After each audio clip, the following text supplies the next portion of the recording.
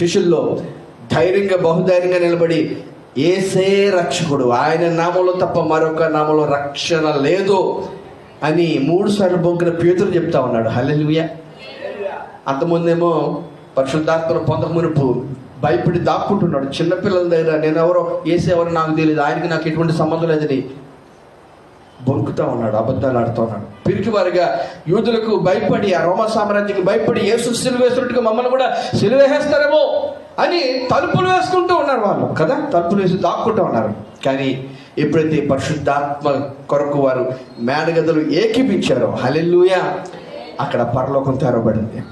ఈరోజు ఈ మేడగదిలో మనం ఏకీపించి ప్రార్థన చేస్తుండగా ఏదో జరగబోతుంది. హల్లెలూయా.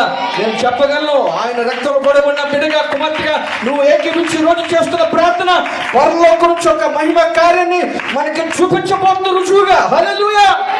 దేవుని నామమున మహిమ కలుగును.